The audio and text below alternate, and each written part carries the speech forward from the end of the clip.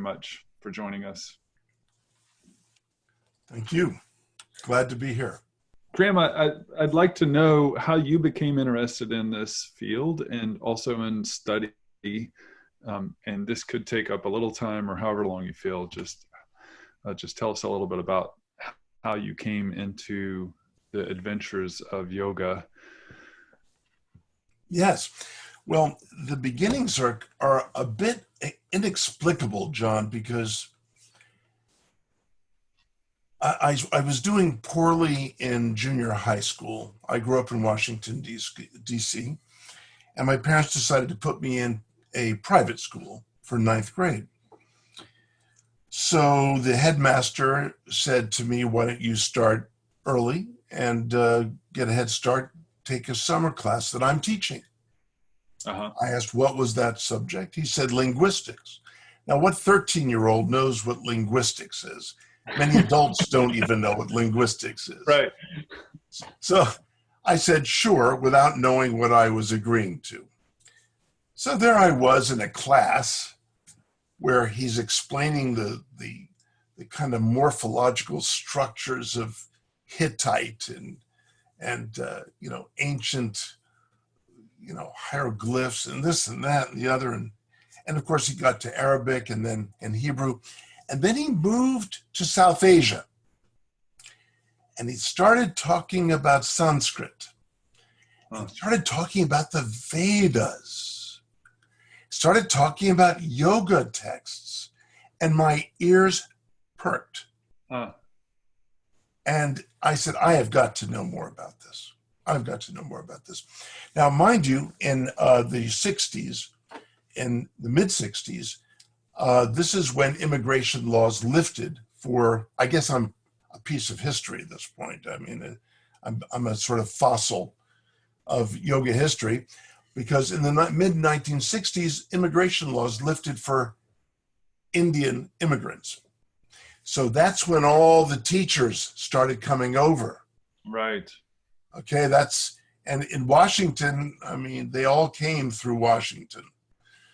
So there isn't one teacher I didn't attend that came through Washington. I just became a very serious practitioner at age 14, became a very strict vegetarian at age 14 and a half or 15, right around those areas. And at age 15, I even asked my parents, very educated people, I asked my parents if I could drop out of high school. Now, this is not what any parent wants to hear from a kid, okay? Well, my parents always believed in me, and they said, well, that's okay, Graham, but what will you do all day? I said, I will read about yoga, philosophy, and I will practice meditation all day. Oh, gosh.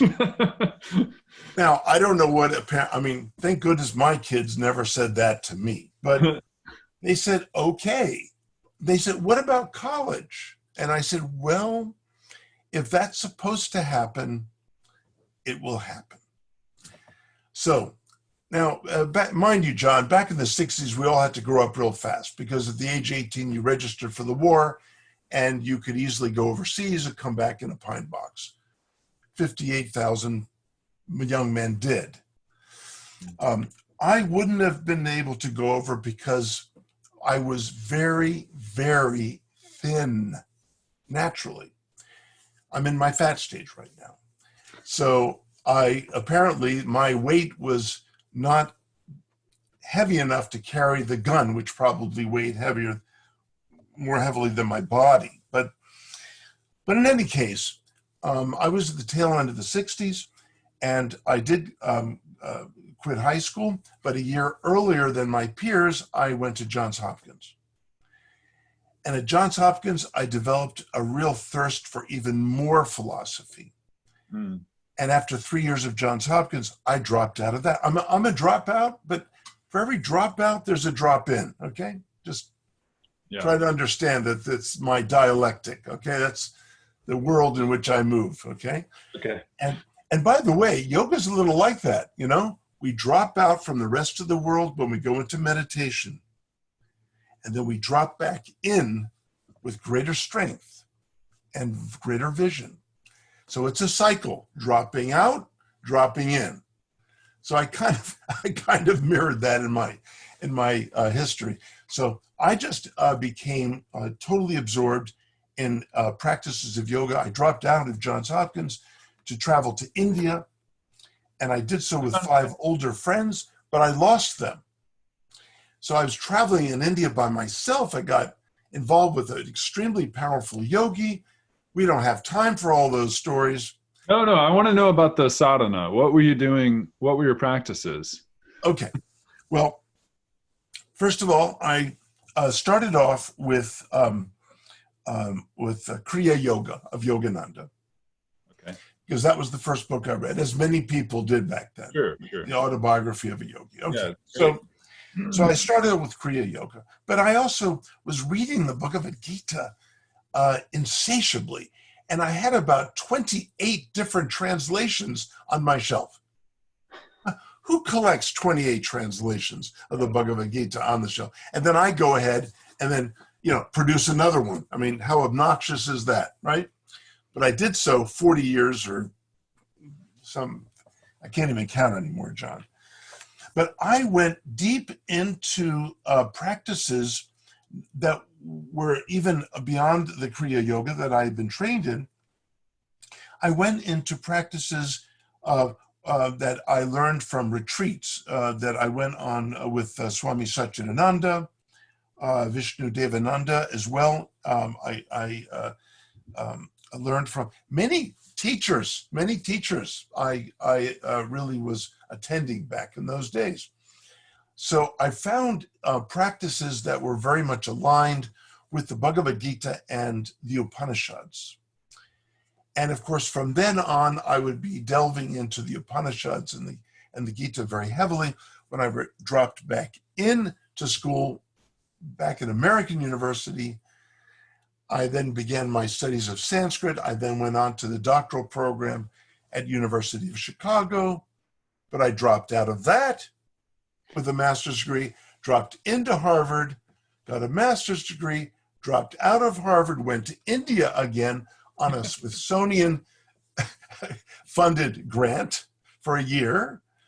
And I came back I dropped back into Harvard and got a 3rd master's degree and a doctorate in comparative religion. And then in 2000, I learned what the yoga world was doing. My gosh, a yoga mat?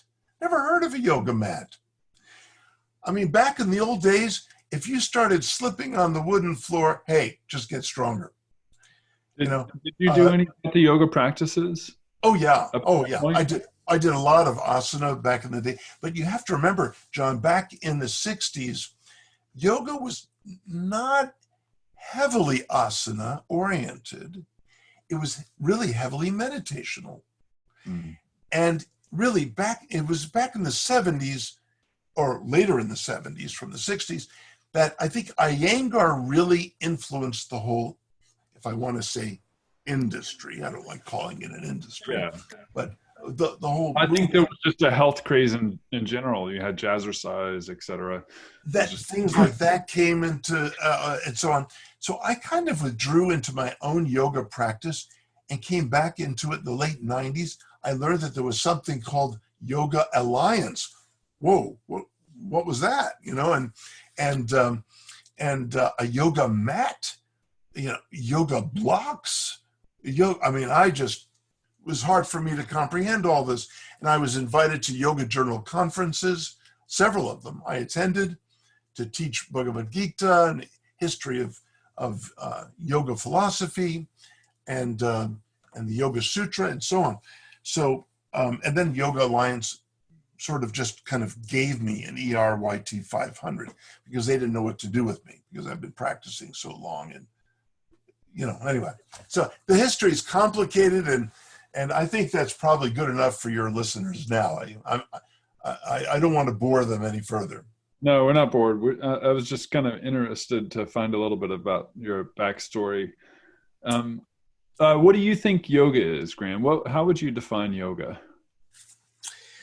Well, this is something that I help my, trainees, my teacher training students in yoga to understand. Um, One of the things I tell them is, if someone asks you if you practice yoga, of course they've got something in mind. They already think they know what yoga is. Mm. So I want you to shock them with a little bit of Zen power here and say, you know what? You already practice yoga yourself. You just don't know it. Mm. Because when you think about it, the 8 limbs are actually 8 attributes of just being a human. We're all concerned about, ethical ways of being in the world. We're all concerned about personal practices. We all position the body. We all breathe. I hope you're breathing, John. Are you breathing? Kevala Kumaka. Okay, very good. Okay, okay, good. Well, good. Don't hold it there too long. Okay. Yeah. Okay. So the idea is that these practices are actually naturally occurring, but partially. So I call that partial yoga, partial and unconscious. Then when people actually take up the practice of yoga, I call that practical yoga. This is the deliberate enhancement of these naturally occurring 8 attributes. And then there's the third P, I call them the 3 Ps, partial, practical, and perfective. And perfective yoga is when we've attained exalted achievements in each of the limbs altogether, and beyond the limbs even. Samadhi, Siddhi, Ishvara, Pranidhana, right? So anyway, we'll get to that perhaps later. But the idea is that yoga means union. And there are different levels of union that are valid. How many times have yoga studio owners had someone come and say, my doctor said I can either have surgery or I could come in and deal with my hurt back? To unite my hurt back with the rest of my body. That's a kind of union. Yeah. To unite myself with a higher, more energized self. That's a kind of union. To unite the self with a supreme self or a supreme reality. That is a union. And so on. There are many shades of union, but they're all valid. But yoga always involves the bringing together of 2 into union. So this checking out and checking back in, I want to get on that. So does that relate to the first chapter, 2nd verse? Is that a checking out that you were doing? Was that Nirodha? Were you stopping the fluctuations when you were checking out? Or is that darkness or checking out, as you say? What are your thoughts on that second? Because this is kind of just a question that I have going for a lot of the people is what are your thoughts about the verse? Well, first of all, John, I don't want to shock you too much here or your... Unless you expose yourself. Yeah. But I'm afraid I'm going to have to, because now I am preparing my translation and interpretation of the Yoga Sutra after some 55 years of practice. Anyway, I can't even keep track anymore. But I'm preparing my translation for Yale University Press. Now, when Yale University Press received my proposal, they said, my gosh, there are so many extant translations of the Yoga Sutra. Why should we even consider yours? I said, if you can't tell the difference between mine and these very popular ones, throw it out. Well, they loved it. They saw a completely fresh, new understanding. And my area of specialty, John, is to look into the classical Vedantic texts and then earlier texts of the Upanishads, and of course Bhagavad-Gita, Bhagavata Purana, Ramayana, and so on, some of the epics, Itihasa Purana, and so on.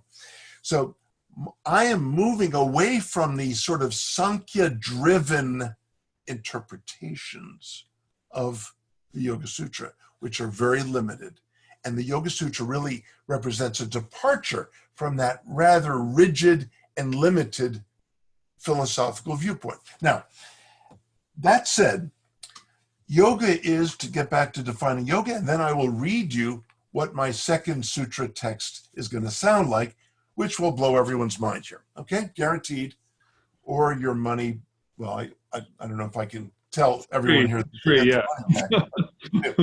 I don't think that's my position here. But, you know, yoga is transformational. It takes us from the partial to the perfective when we pursue the practical. So it's transformational. And when I translated the second sutra text, it is coordinated intratextually with the Yoga Sutra ideas. So it's holistically very solid, but it is also intertextually resounding with the Upanishads and with Vedanta. I don't care about Sankhya so much because it's already in there. So, Yoga Chitta Vritti Nirodha. Yoga is a transformation of the whole heart as its conditioned turnings become uprooted and as its pure turnings take root and flower. There's a double entendre there, John. It's a little flowery. Yeah, a little flowery, yeah. I didn't hear the Purna Hridayam. The chitta is the whole heart. Chitta is a complex word. Many people translate it as mind or thought. Thought is better, but the word for thought really is chinta. The word for mind really is manas, and the word manas is used later on in the Yoga Sutra. Yeah. So what makes chitta chitta? Chitta is the whole being. Chitta is the whole human being. It's the whole heart. It's about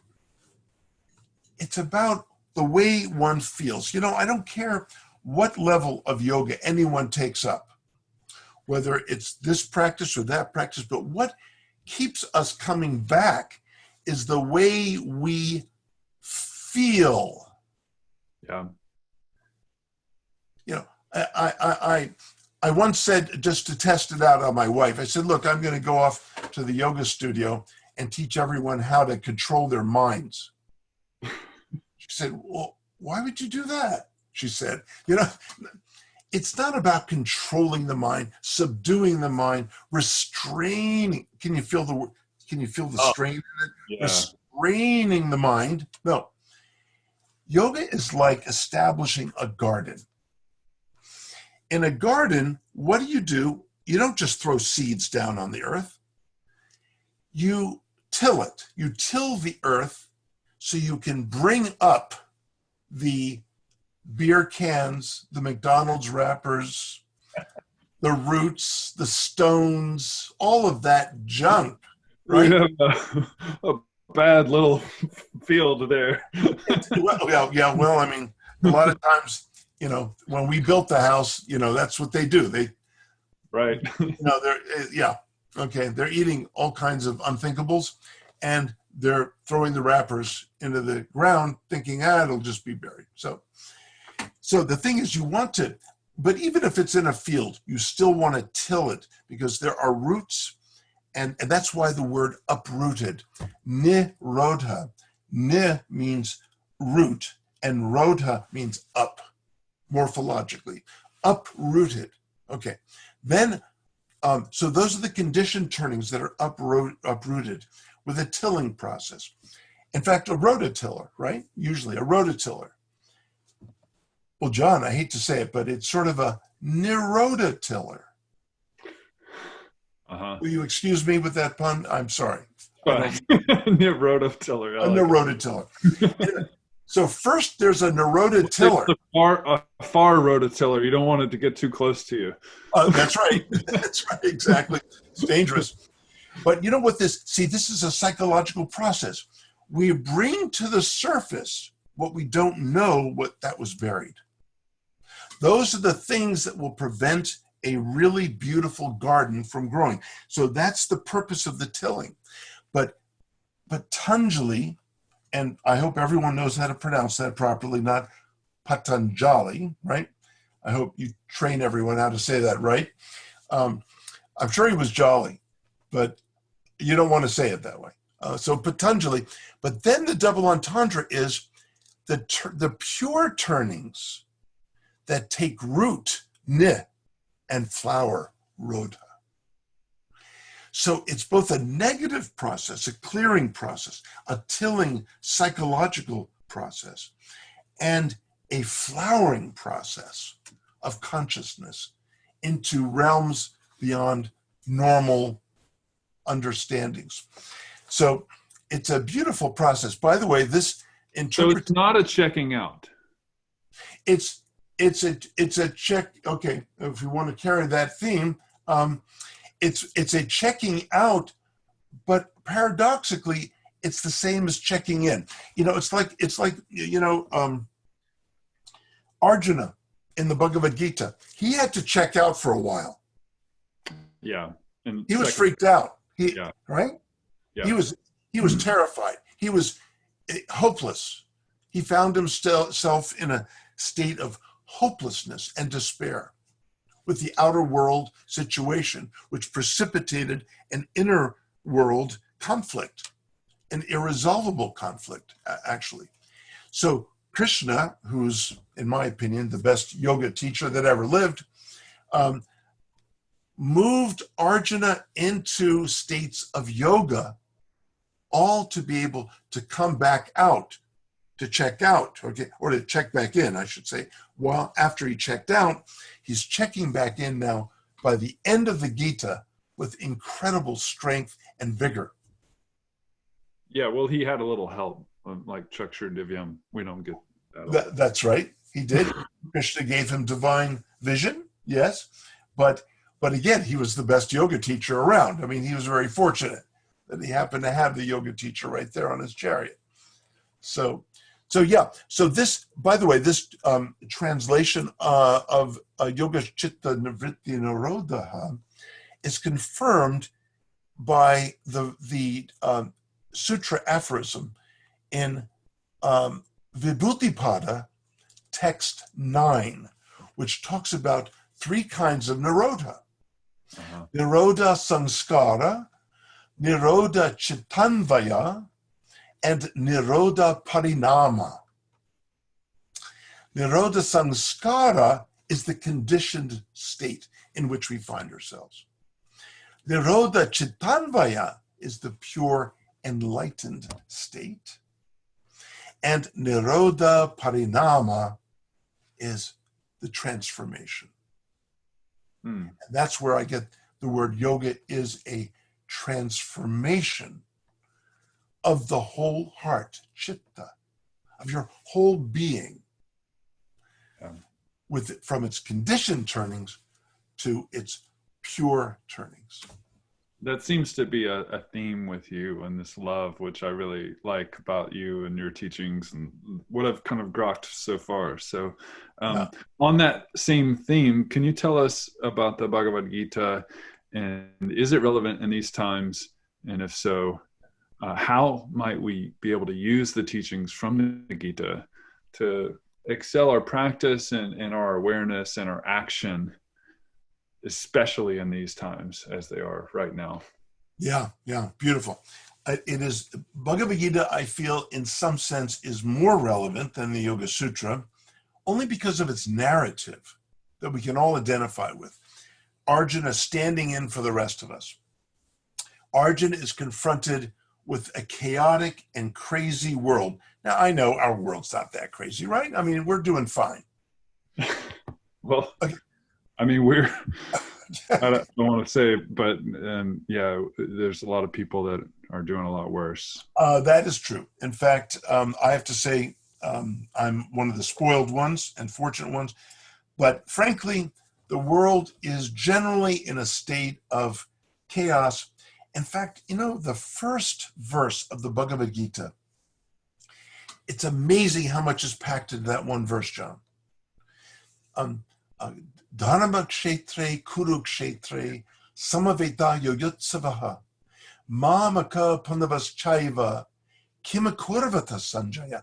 Now, just in the one verse, okay, there are 699 more verses, and I'm not going to take you through each one of them, I promise. I don't think you have that kind of time. No. Okay, but let's just look at that first verse. Great Sanskrit literature front loads the sort of purpose of the text. Like an acorn contains a whole oak tree. Mm-hmm. And what we've got here is the task of yoga right there. Dharma kshetre, on the field of our true inner nature. Kurukshetra, on the field of our conditioned outer nature. They come together, samaveta, yoyatsavaha, in conflict. Yeah. Yoga is about harmonizing our outer conditioned nature with our true inner nature. Here Patanjali states that we never get rid of our samskaras, but the relationship we have to the samskaras, or the mental impressions, the conditionings, is transformed. That's the difference. So we don't get rid of them. John is still going to be John with all of his samskaras, good and bad, or difficult, traumatic, wonderful, etc., everything in between. All those stay, but he develops a different relationship with them. That's what Patanjali. No, I don't know about the burnt seeds. I feel like there's some nirbijas going on. Oh, okay. So the nirbija, it's interesting. The sub-bija samadhi or savikalpa samadhi or some pragyata samadhi, this is samadhi that has traces of the 4 R's, I call them.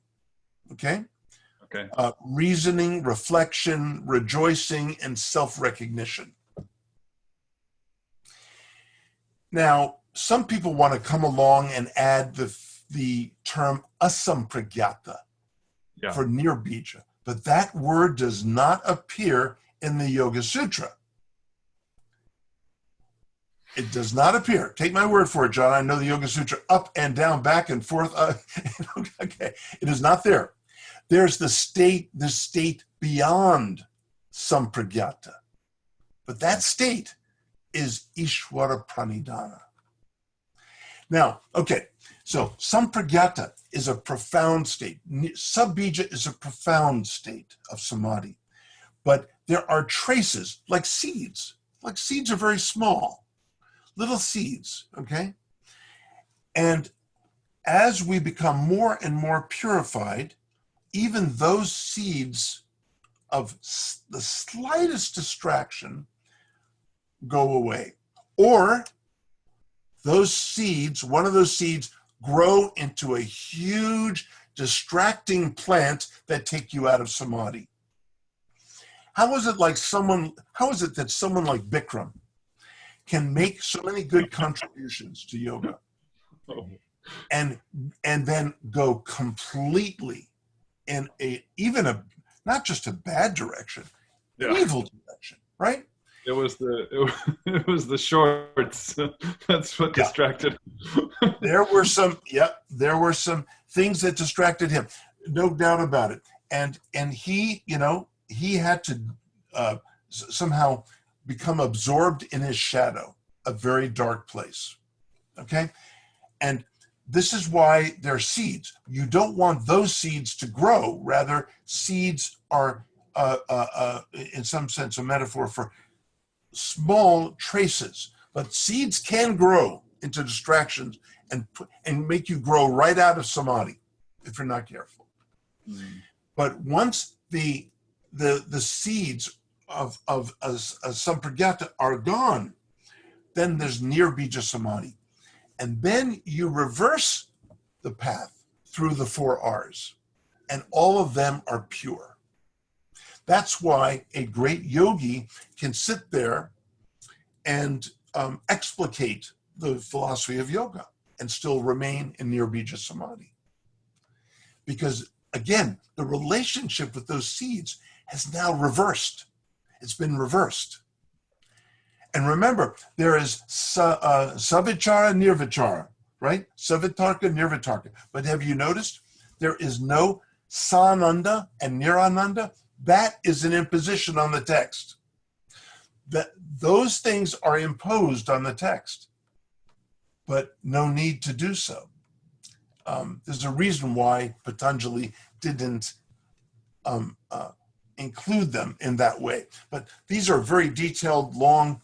You'll have to get my Yoga Sutra. I really want to talk more about this sometime. I think it might be a strain on our audience, but it seems to me like I feel like you're, and I could be wrong, are you arguing for this sort of essence which is in these seeds? Because I tend to gather that, at least in my interpretation, very limited of what Patanjali says, is that there is no like subtle essence. There is no like when he says, this one verse, I think it's 141, where he's saying, oh yes, yeah, oh yeah, graha. This one, I don't feel like he's saying that there is these remaining seeds, as you said before, like there's this subtle thing. So, and if you're writing from a Vedanta point of view, that works with that hat on. But then if we take the text and put it, in a Buddhist context, it doesn't work that way. But you know what? I'm astonished that Buddhism even relates to the Yoga Sutra. Well, there's the 4 immeasurables. There's the omission of Ishvara. There's not a specific deity. That even the text is in classical Buddhist Sanskrit, so it's not written in. So there's lots of parallels, and a lot of people are arguing, scholars, not me, but are arguing that it has some parallels to. There are some. But when you look at if you want a sound hermeneutical interpretation where all the parts fit into the whole and the whole includes all of the parts, then it doesn't work for Buddhism. Okay. For example, John, look at the definition of samadhi. Okay. In Vibhuti-pada, text 3, right? The phrase shunya iva, right? Shunya iva, shunyeva, or whatever. So the idea is that it's not literally ontologically zero. That's right, but it's as if iva, as if one is emptied of the self, not that it is the fact that one is emptied of the self. So it's as if, and this emptying of the self describes the selfless ecstatic absorption that the word samadhi refers to. Ecstasis, standing outside oneself. Yeah. It's a total emptying, the total self-giving of oneself. Yeah. It's beautiful. It's a beautiful. I don't want to get stuck on this. I want to go back to what Bhagavad-Gita is relevant. Yes, of course. Yeah. Yes, of course. Let's get back to the love. It's better. Okay. Yes, indeed. Yeah. So, yes, the Bhagavad-Gita is a beautiful text. Now,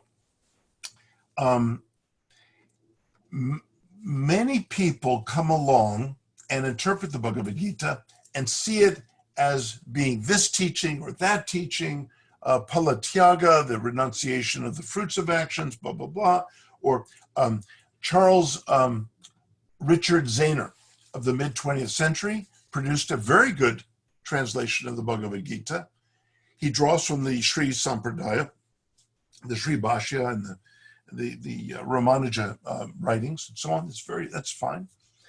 But he thinks that the 11th chapter of the Bhagavad-Gita, in which Arjuna has revealed to him by Krishna's, arrangement, Krishna's universal form, the Virata Rupa or Vishwa Rupa, in which he is basically scared out of his wits, but it's so beautiful.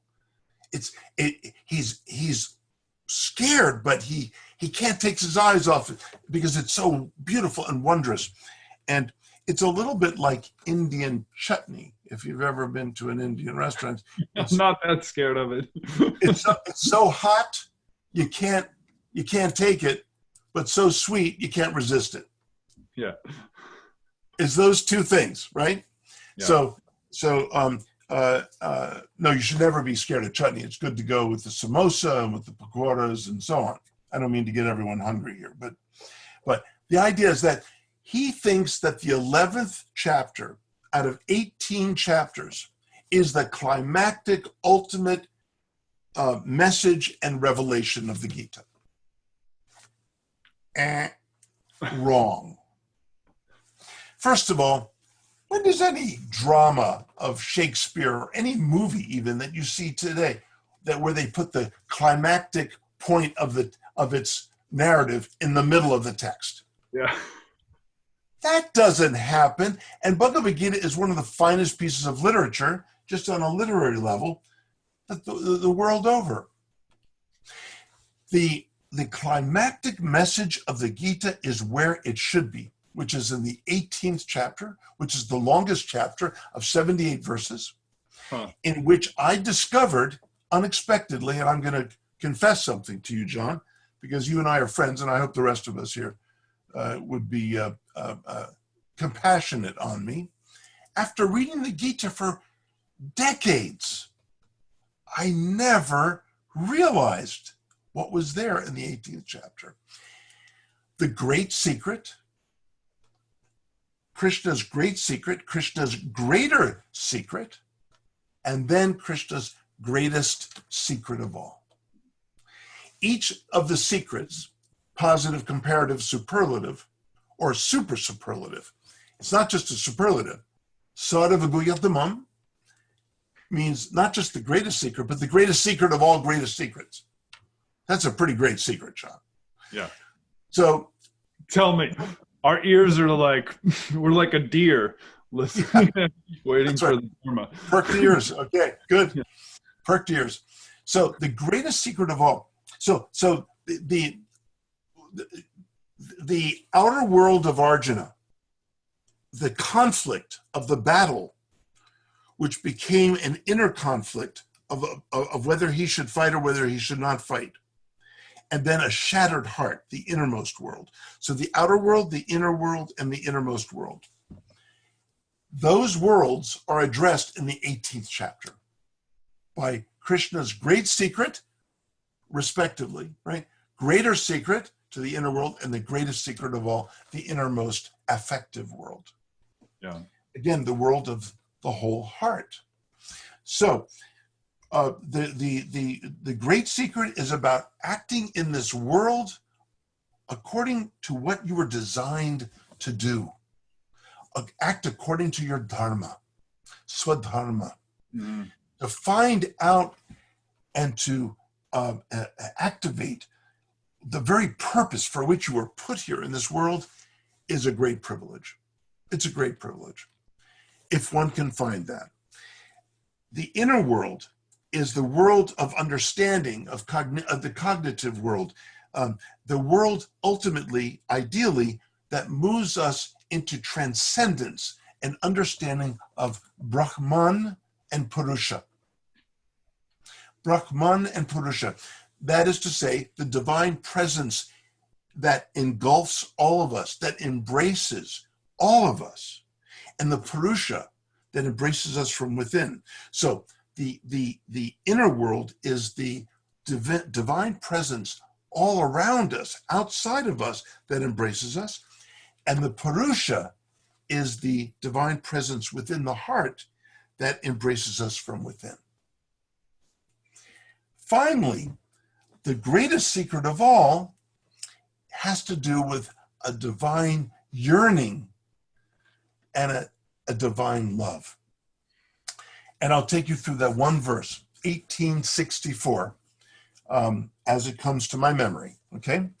Sarvaguyattamam, the greatest secret of all. Now, John, I want to say something about this verse. If you can trust me on this, I can't even tell you how many times I read Bhagavad-Gita, how many times I read it in Sanskrit, hundreds and hundreds. There is no verse in the whole of the Gita that is as emphatic, insistent, underscoring. And you know, in Sanskrit, we don't have uppercase letters. We don't have double strike, italics, smiley face. Lines, yeah. Yeah, no smiley face. Exclamation points. Exactly. You don't have that. Yeah. So if you're going to say it, you got to express it. Yeah. So listen to how insistent this is. So first, we are confronted with a super superlative, the greatest secret, but not just the greatest secret, the greatest secret of all, sarva guyattamam. If that were not enough, shrinu, let's say, sarva guyattamam, bhuya shrinu, hear yet once again, finally. I've been trickling this out throughout the whole Gita, but you haven't heard it fully. Hear it now fully. So, Shrinu Bhuya. Okay, now if that weren't enough, John, Me Paramang Vachaha, my supreme message. My God, I mean, talk about, you know, some kind of over and over emphasis, right? And if that weren't enough, some trumpets, horns, conch shells, conch shells. It's orchestral. It is symphonic. Okay, and finally, if that weren't enough, iti, an iti clause, two quotation marks. He says, "Ishto sime dridham iti." Such simple words. He declares, "You are so much loved by me." The ishta is a word that means love, but it also means a kind of love that longs for. He's saying, I long for the hearts of humans. It's the one thing in the world I can't control as divinity. If I could control it, it would not be love, now would it? This is not a controlling God, a condemning God, a judging God, you know, a manipulative God. Rather, it is a divinity that waits in eternity for us to return the embrace. I define yoga ultimately as the return embrace of the divine who already embraces us eternally from outside and from inside. So in a way, this is a little like the three offerings of body, speech, and mind, like in the mind being the innermost offering, right? Right. But I use heart. Yeah. That's beautiful. That's really nice. It's nice to feel loved. I mean, look, it's the most powerful force in the world. And even though so many of us try to avoid it, we try to deny it. I mean, the fact is, when I'm in the university, you know, here in Virginia, or when I also teach out in Berkeley at Graduate Theological Union, graduate students, doesn't matter what level students, I mean, the way we feel in front of a teacher means a lot, right? Yeah. You might switch classes. If you took mine, you might say, oh, well, that's Schweig. I don't know. Let's go to a better, you know, it doesn't feel right. We go so much by the way we feel ultimately. We go to yoga practices. We enter yoga practice because of the way it feels. And even that impacts our cognitive and interactive faculties. So the way we feel is so much what yoga is about. Let's get into that though, because there is the tension between like how we may feel in a moment, which might be so our Swadharma might be, it is this changing thing. I guess you might say that it's this unchanging thing, but if we track out how we feel at any given moment towards our indriyas, our senses, they tend to fool us. So how do we parse out those things that we like? For example, if I go and take some sort of drug, then it might feel initially pretty good, but then it's going to let me down for a little while. So how do we just rely on Krishna's love to just kind of carry us, or what are your thoughts on how to fall into what our true nature is? Which again, I'm a little bit of a Buddhist. I have some Buddhist hankerings, so I might a little wrestling with this, but yes, not a problem. You are forgiven for that, John. No problem. Now, kidding aside, you mentioned. So this is your fault. You mentioned text 41 of the Samadhi Pada. Yeah. I have to read it to you, John. I mean, this is my favorite sutra text. I mean, it's become one of my favorites lately too. I don't know if it will be after you hear it from me, but let's see what happens. I'm going to test it on you, okay? Okay. Kshina vriter, okay? When the turning has ceased. Now, all of us here know what turning we're talking about. The turning has ceased. There's no need for the conditioned, right? The conditioned stuff to come up anymore. And there's a point where you're telling the earth, you've done it enough. Now is the time for planting the seeds. But listen to the metaphor here. Abhijatasyeva, okay? Maner. When that which is inborn shines forth like a jewel. Wow. What do you do? Look, any of us here, if you're going to put $5,000 down on a rock, what do you do? If you're not a jeweler, you don't have those special little, whatever those things are. I don't know what they are. I'm a geologist, a hand lens. Oh, about that. I didn't know you were, John. Okay, good. But let's say you're just like an ordinary person who looks at a bunch of rocks in a case. How do you know that you're gonna love that particular rock? What do? You hold it up to the light. And what do? You turn it. Why do you turn it? So the facets, there we go. Yeah, there we go. Okay. The facets catch the light. That's right. Right? The facets catch the light. And the light is a metaphor for reality, the divinity, or the ultimacy, whatever it is. And that jewel is us. We are not self-luminous. We are externally illuminated, right?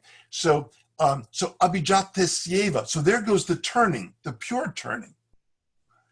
Okay, maner. Okay, grahitra grahana. You were referring to this. Grahitra grahana grahya.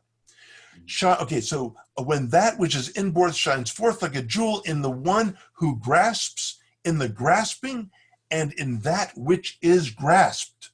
So meditation is not a passive thing, right, John? It's active. We're grasping, right? Well, even yoga is an act of, one and one. That's right. You have to have two, right? That's right. Exactly. Bringing them together. It's an active process of transformation. So, okay, and then in that which is grasped, that object of meditation in which one is fully situated becomes that state of divine grace in which one has become anointed. Anjanata. Anjana means, ointment, frankly. Anjanata is got the abstract suffix. So it's a state of being anointed. So this is a coming together, samapatti, of meditator and meditated object. The coming together. But it also kind of seems to be that it's this ultimately clear light, shining through everything, that there is no uniting of one and the other, that ultimately it becomes this this clear light. Well, it's a coming together. It doesn't say that what comes together, that the meditator disappears in the meditated. It just says coming together. In other words, but this is that I thought that that's what some prajnata. Anyways, I don't want to go into Yoga Sutras. You're right. You're right. That's for you and I to jam for hours sometime right. on. I would like that. Yeah, I would too. That would be fun. Yeah. Yeah. So let's keep it more current. What do you think are some practical ways that we can address COVID and kind of these insular like going in and out, or checking in and out? Okay. Is it related to these times, or? I have a technique that I would like to offer to everyone here. Sounds good. Go through the Yoga Sutra. Of course, most of you are not going to be Sanskritists, and that's perfectly fine. You do depend on, translators like myself and others, but go through the Yoga Sutra and go through the Bhagavad-Gita. Now, I do have a Bhagavad-Gita, so you can get that one, okay? Go through, and a lot of the texts in the Patanjali Yoga Sutra and the texts in the verses in the Bhagavad-Gita, you may not understand. But you know what? As you go along, you're hunting for that particular verse or text that just stands out to you. Wow, it's a wow verse or a wow sutra. Write that one down. Write that down. You may only find 5. You know what? 5's plenty. That's good. And then, if you can, commit it to memory, but you don't have to right away. Sit very quietly in a contemplative position. Maybe practice some asanas first to balance the life airs and the chakras and so on, and get everything balanced. And then find yourself in a comfortable seated position, maybe Siddhasana or Padmasana, that's fine. Or simply cross-legged, that's fine. But find yourself, and close the door, make sure no one's, ideally no one's home, okay? And recite this verse or sutra text to yourself slowly, but out loud, but very quietly, 21 times. And then sit with its meaning afterwards. Let this, it's like soaking yourself. For example, to one who sees me, one who sees me everywhere and sees everything in me, to such a person, I am never lost, nor is such a person ever lost to me. Absorb yourself in the poetry of the Sanskrit, or what comes from the Sanskrit. Do this 21 times. You will find yourself, checking out of the world, checking in to your own hearts, and sit there with it. And do this then with the next beautiful verse. Contemplate its meaning. Delve into what is so sweet and so beautiful about that verse or that text, and dive into it. Check out for a while, no problem. And then go back out into the world and take it with you. This is a nice jnana practice. Well, I think did you say jnana or dhyana? Jnana. Knowledge. Yeah. Okay, but are it's you not, Johnny? well, but here it is, John. It's knowledge that sinks in to the heart. Yeah. So because remember, these are wow verses or wow sutra texts. They're not just regular, texts that you don't understand or appreciate fully. It's a wow text that speaks to you. Yeah. It's got to speak to you. I like that. That's the requirement. Really if you don't do that, you're not following my assignment, okay? Now, I don't mean to get too professorial here, but you got to follow the assignment. It's got to be a wow text, It doesn't have to be the Gita or one of these Sanskrit. Or the Yoga Sutra? Yeah. No, actually, it can be any sacred text. Yeah. Anything that meaningfully speaks to you at some point during its presentation. But the Yoga Sutra and the Bhagavad-Gita have some exquisite, absolutely exquisite pieces. So I recommend them, of course. Yeah. Okay. I want to know what you mentioned you're working on or in process of publishing the Yoga Sutra. Yeah. What else are you working on? What can we look out for? Okay. Oxford University Press is waiting for my, so it's a sort of redo of this book, Dance of Divine Love, Okay. published by Princeton. But Princeton didn't want to do the sort of new version of it in a soft cover that's much cheaper in price and soft cover. So actually, it's called the Yoga of Love, Sacred Bhakti Poetry from the Bhagavata's Ras Leela of Krishna. So it's basically looking at the cream of the Bhagavata Purana. It's like looking at the Song of Solomon in the way that Western mystics look at its song. Yeah. It's a powerful, powerful resource for Jewish and Christian mystics, like Francis of Assisi, Bernard of Clairvaux, John of the Cross, Teresa of Avila, Jan van Rooisbroek, etc., etc. What to speak of the Kabbalah, and so on. So the Ras Leela Panchadhyayi from the Bhagavata Purana are 5 chapters, and it's essentially a divine love story. And this is where the poets just draw from endlessly. And it's a beautiful story, but it's also about yoga. That's the funny thing about it. It's about yoga. And the theme of yoga is powerful and very strong and very relevant to yogis. Because it talks about souls leaving this world, dropping out. Okay, you insisted on this theme, John, so I'm carrying it up.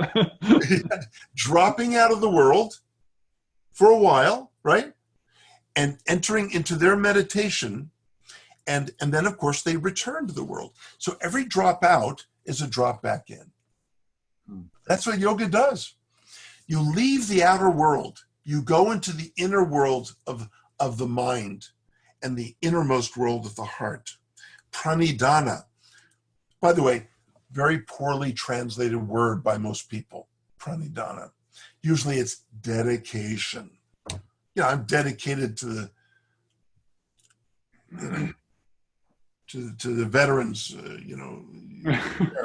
I'm dedicated to so many things, John, but it's not dedication or devotion. Pranidhana, a morphological definition, a little protracted, is moving deeply, dhana, into the space within the heart. Dhana means the core of one's being. And then the space within the heart comes from the Upanishads. And I believe it's reverberating that, resonating with that. So moving deeply into or moving deeply from, you can translate it either way. Moving deeply into the heart, but you can also then moving deeply from. So it's N motion and then E motion. Moving in and then moving out. A motion to move in and a motion to move out. Not emotion in the typical sense. Graham's being emotional today, No, not that kind of emotion. That's kind of interesting in the context of how Patanjali defines Ishvara as not being in action. And so we're kind of going into this realm of inaction, which is to say, in this realm of everything. Yes. And revisiting that from our own drashta, our own seeing, and then going back into this realm. So I like that. Yes. And Ishvara, I also don't define typically what Lord, God, just different things. I translate, the word consists of two parts, Isha and Vara. Isha means governor, ruler, Lord, but Vara means circumference. Oh, like a Varna. Right? Mm-hmm. So, not to wax too Euclidean here, okay, but the ruler of the circle is the very circumcenter, because every point in the circle is equidistant from the circle. So the circle stands for all reality. The center is the divine source of all reality. That is everywhere. That's right.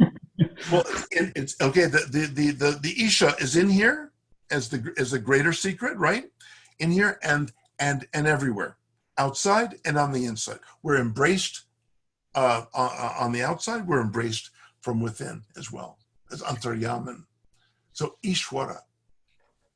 That's so great. Thank you so much. We're going to open the chat room now and see if there's any questions that might have come up through the conversation. I hope I didn't go all over the place, John. There's just no, you did. You're so fascinating, and I really enjoy just talking to you and speaking. And so we'll open it up, and if you guys have any questions, feel free to ask in the chat room. Don't be shy. Yeah, please don't be shy. You can ask me anything. Even the name of my dog you can ask. Although I don't have a dog. I have a dog. My dog's name is Pandu. Okay, well, there you go. That's a nice name for Pandu. I might name mine Dhritarashtra. Okay, sounds good. A little clumsy of a name for a dog, but anyway. Right. Vasudeva. Okay. Here's a good one. What would you say about the Bhagavad-Gita being like some of the caste stuff that happens in the first chapter? Specifically, like if you marry, there's a verse I remember. I don't recall it exactly about how the women will marry into lower castes and things like that. Do we think that it's like a caste propaganda, or do you have thoughts on that? Yes, I do. I mean, never ask me if I have thoughts on anything, John. I have thoughts on just about everything. So don't get yourself in trouble. No, but you see, the first chapter, we have to understand, put it in context. The first chapter represents all of these machinations, these absurd considerations that his mind went to. Because you know what? When we enter states of despair and hopelessness, our minds go in all kinds of crazy directions. And all kinds of stuff comes up, some stuff that we didn't even know was there. Some undesirable neurotilling, by the way. This stuff that's beneath the surface will come up unwittingly. And so Arjuna is displaying his rather crazy and also profound concerns and everything in between. So yes, in no way is the Gita promoting that one should be concerned about these things. In fact, it's promoting that Arjuna is a little wacko, and to get out of the wacko state, he needs to do what Krishna says, be a yogi. Go deeper. Then you will have the right perspective on all these things in the outer world. But, John, one of the tacit teachings of the Bhagavad Gita that is so profound, but it is tacit. Arjuna was locked into an irresolvable ethical dilemma. As a kshatriya, a warrior, he wanted to protect innocent persons from evil. This is every warrior's, desire. They're fearless. But at the same time, he had to kill people that he loved on the opposing side. This is a civil war. Teachers he revered, people he loved, friends that he had. he didn't know what to do. Yeah.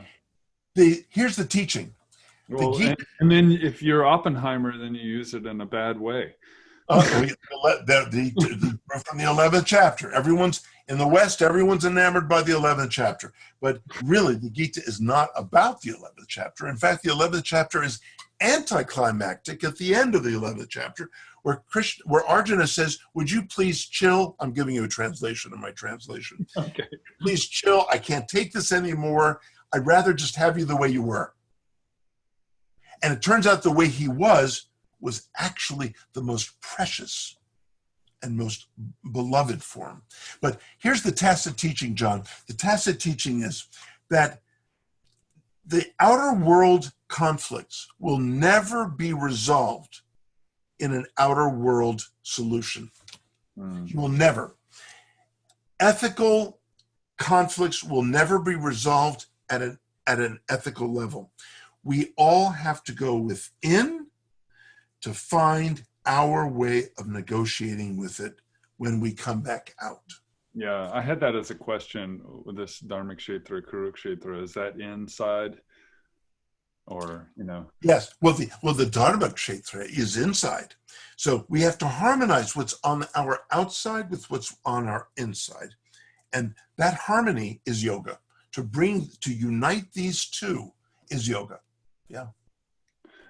This is kind of following up on what I had asked about earlier, but Annie asked, can you say more about the Gita as motivation for social justice work? So I asked a little bit about the Gita in these times. So it calls, I think, all of us to act. So yes. How do we act, Graham? How do we what is our best action? Yes, yes. Kim Makurvata Sanjaya. The fourth pada of the very first verse. How did they act, O Sanjaya? Do you know what, John? Most translations, if not all, I've never found one that translated it in this way. They always say, what did they do? It's not just about doing. It's about how we it's the consciousness with which we act that's more important than even what we do. What we do is important, John. I'm not going to deny that or dismiss it. But it's the consciousness that we bring into our actions. When I walk along the university campus and I see someone doing the grounds, right? Yeah. Some people clearly are very upset with their activity. They're not happy. But some people have such dignity in doing it. They are so absorbed in doing it. It's clearly what they love. Such a difference. The world needs more of that. We need to contribute to others and to the world. And in the third chapter, Krishna speaks about the welfare of the world. Also the second chapter as well, that we need to act for the welfare of the world. Now, what does that mean? We're little tiny infinitesimal beings, but the fact is, it is consciousness that affects the world more than our actual actions. If we have pure consciousness infused actions, this is what the Gita says is powerful. And it's powerful beyond what we can know or observe. And we leave that up to the universe. It's sort of like, I experience this in my own work and I teach. Of course, I'm kind of spoiled, John. What do I go and teach? I teach about yoga. I mean, the university pays me to teach about yoga philosophy. So I go in and teach. Sometimes I'll get letters from students years later saying, Dr. Schweig, you had changed my life when I was there in your class. I didn't know that. We don't know how we affect each other so powerfully when we do act within our dharma, when we are acting from our heart and we're giving to others with a pure consciousness, or as pure a consciousness as we can have. This is what the world needs. Or put it another simple way, John, There ain't enough love in this world. I'll tell you that. Yeah. And part of love means pure self-giving. Yoga prepares us, it enriches us with self-realization. Once we have full self-realization, we can just become self-forgetful and just give to others. As in shunya iva, as if emptied. We don't care. It's like having $1 billion. Who cares if I give you 1,000, everyone here gets 1,000? Doesn't affect my bottom line. Wow. Well, the bottom line of a self-realized person is I can endlessly give. And that is so rewarding, and so it's the way to leave this world. To lie on one's deathbed saying, I have loved much and I have loved well. These are the two things we're going to ask ourselves. Have I loved much and have I loved well? I swear, those are the two things that we're all going to be left with. Let's answer that in the affirmative. Yeah. Thank you so much. That was so beautiful. And we're going to let that kind of end us here. I just want to thank everyone for joining us and sticking around, and feel free to, I'm sure Dr. Schweig or I would Graham would be happy to talk with you. So surely, everyone, and look forward to seeing you next week. I am going to wrap us up with my appreciation to you, John, and to you, Graham, for such an energizing and inspiring conversation today, and thank all of you for joining. Of course, I do want to remind everyone that we're encouraging donations to directrelief.org, and I encourage you to check out the Contemplative Sciences Center website to learn more about our offerings, and make sure you're able to join us next week for the conversation with Ralph Craig. Thank you all so much.